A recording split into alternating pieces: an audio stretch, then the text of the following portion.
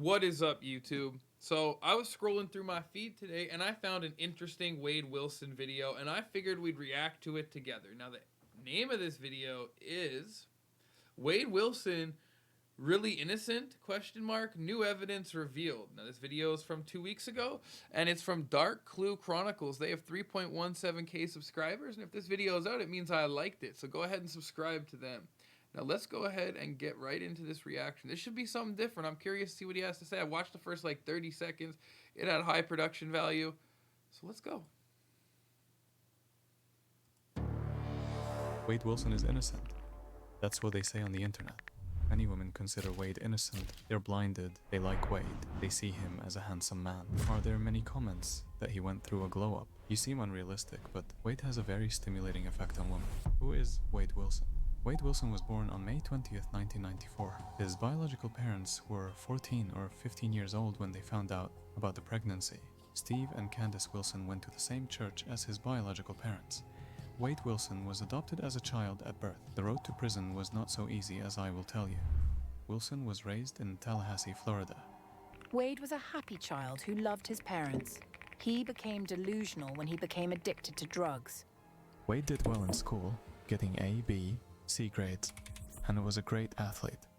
His problems began at age 13, when he began taking drugs in large quantities. Due to drug use, Wade had mental problems and paranoia. He had the feeling that someone was watching him. I can never get over it, As the an way athlete, that he someone looks was in this picture, yo. This is not the dude you would picture to become the dude back here. It's crazy. watching him. As an athlete, Wade suffered many injuries.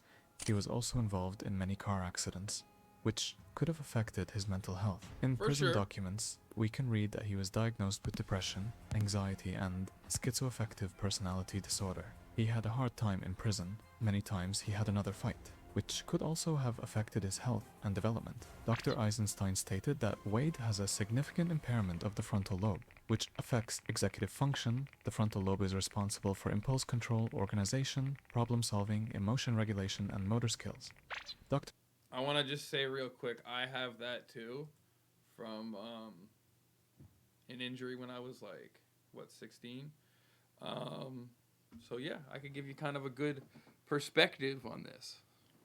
Dr. Mills stated that Wade suffered from a psychotic disorder, but he could not specify this more precisely, because Wade did not cooperate during the interrogation.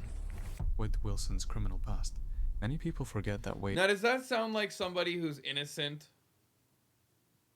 That doesn't sound like somebody who's innocent to me, to be 100% honest. Wade has a criminal record. Here are all of his antics: robbery with a firearm, sexual assault, attempted prison break, and drug smuggling. Wade's confession. He confessed to the killings in his original police interview, to his biological father, and to his ex-girlfriend Mila, but later recanted.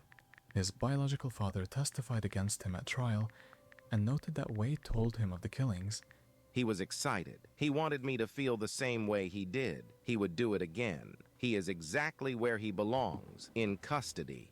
Wade later claimed in a video interview that he had been framed for the murders by an organized crime group he was part of. He said the group was responsible for human trafficking and drug dealing. County authorities said there was no evidence of such an organized crime group. Ex-girlfriend Kelly Matthews vows to be in the front row of Wade Wilson's execution. Before he was a convicted double murderer, the ex-girlfriend of the 30-year-old Florida man dubbed the Deadpool Killer said they met on the dating app Plenty of Fish in September 2018, and she was immediately intoxicated. You gotta watch out with them dating apps. Damn. You could meet you a Wade. I guess, you know what? There's a lot of women who apparently are down with that, even knowing everything. Charisma, charm, and undeniable... I'm waiting to hear the where he's innocent part. ...good looks. He was tall, 6'4", and had nice teeth and dimples and tattoos. In the beginning of their 6-month-long whirlwind romance, Matthews said there were never any red flags that indicated he was capable of being a killer. The couple quickly moved in together, regularly went on dates, and she introduced him to her family and friends. It wasn't until February 2019 when their relationship plummeted and Wilson turned into a psychopath. He wasn't violent till the end. He had some mental abuse stuff where he would yell and throw stuff, but he didn't put his hands on me till February 2019. He just reached over and started strangling me and biting my face. He choked me, punched me, raped me. In a viral TikTok video, Matthews Damn. Well, I mean, like, that's a pretty telling thing. detailed the brutal assault that happened mere months before Wilson murdered Christine Melton, 35, and Diane Ruiz, 43, later that year. Before she broke things off, Matthews said she and Wilson were arguing in a parking lot when things turned violently physical. He busted my lip open. He tied me up with garbage bags that were in the back of my car, cut the circulation. Tying someone up with, I mean, I guess you could, like, wrap it up. I guess, yeah. Off my hands. I literally thought my hands were gonna fall off. Things ended after he did that. She returned and immediately reported the matter to the police, but they did not take any further action.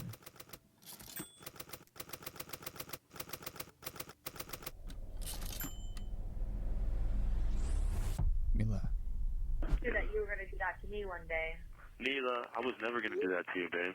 Shortly after his arrest in October 2019, Wilson called his then-girlfriend from prison. The conversation alternates between Wilson pleading with Mila to stay with him and seemingly normal small talk about things like plans to get his teeth fixed, which they had a good laugh about. The two also discuss her cooperation with the police and setting him up when he went to Joe's Crab Shack. This ends in laughter again, when Wilson explains that he doesn't blame her for it. Based on what has been discussed, this exchange took place years before Wilson's trial, which began in June 2024. By then, Mila had completely freed herself from this abusive relationship. She was called to testify and then recounted what happened to her on the day of the murders, when Wilson attacked her. They met after the murders because Wilson took Mila's car without her consent, but later abandoned it and drove around in a car belonging to one of the victims. Mila wanted to know where her car was, and Wilson calmly asked her to get in the car. After she refused to get in the car, Wilson attacked her. Fortunately, she managed to escape.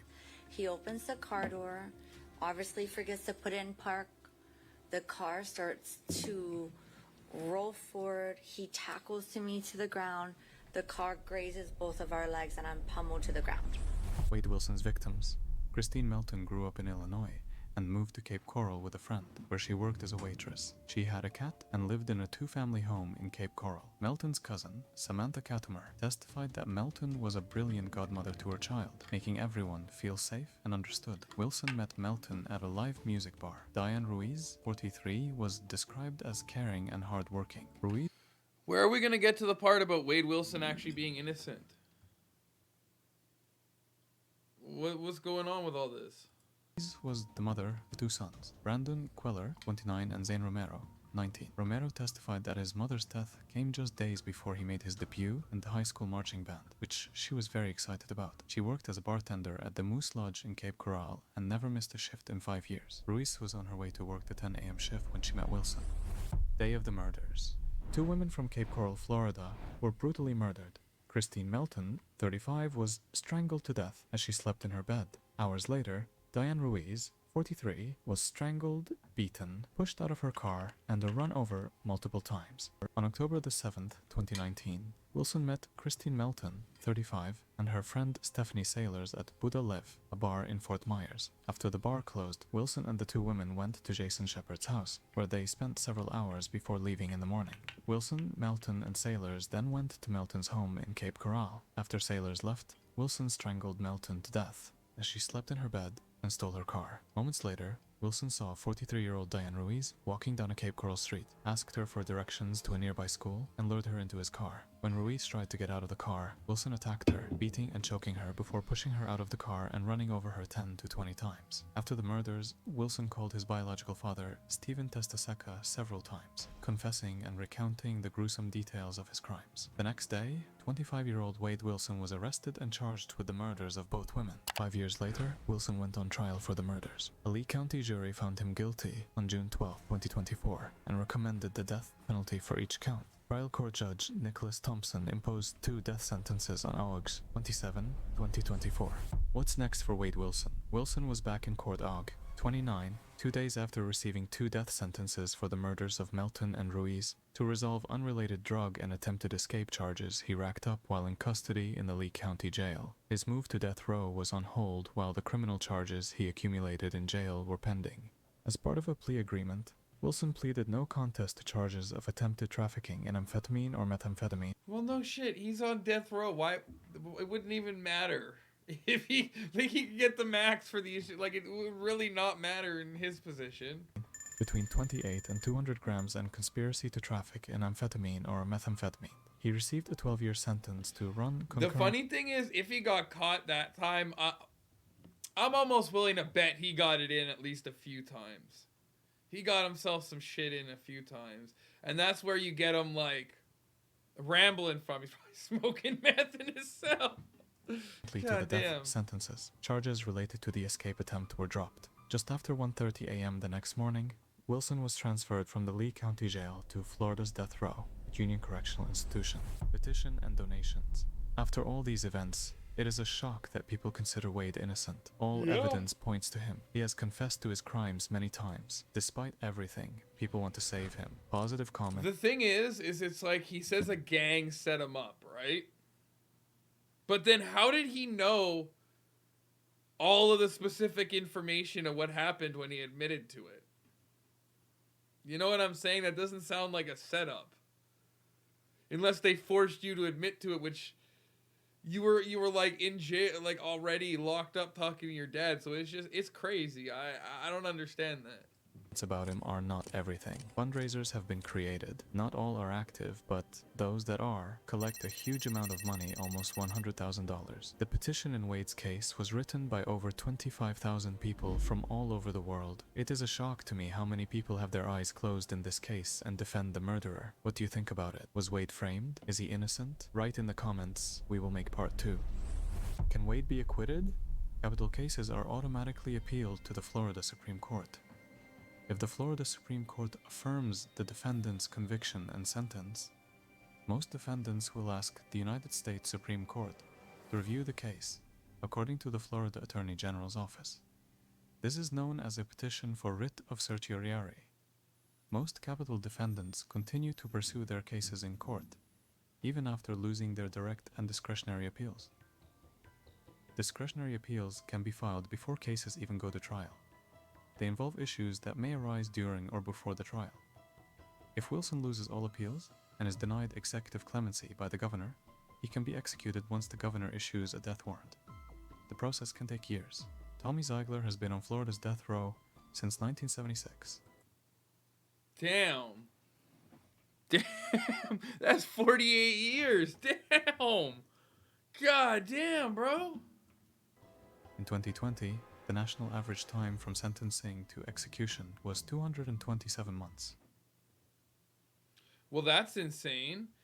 I don't think Wade Wilson's innocent. Like I said, it just gets me with the whole, like, he admitted to it with specific details about everything. Seems a little hard to do if you're not guilty. And as far as the mental stuff go, like, I have damage or whatever to the frontal lobe or whatever it's called, and like, I don't know, I don't think that's an excuse to get away with what he did, especially like he wasn't sober, he took drugs and he took bad drugs, right? Like, he knew they weren't good. That's the part that really gets me. Even the part getting messed up, but you knew it wasn't good. She took bath salts or something. That's crazy. Anyway, it's been another reaction. I know it's been a quick little video. I hope you all enjoyed it. Like, comment, subscribe. The video had a lot of production value, so subscribe to them. And yeah, you know, I got more content coming. I hope everyone's blessed. I hope everyone's staying safe. Peace out.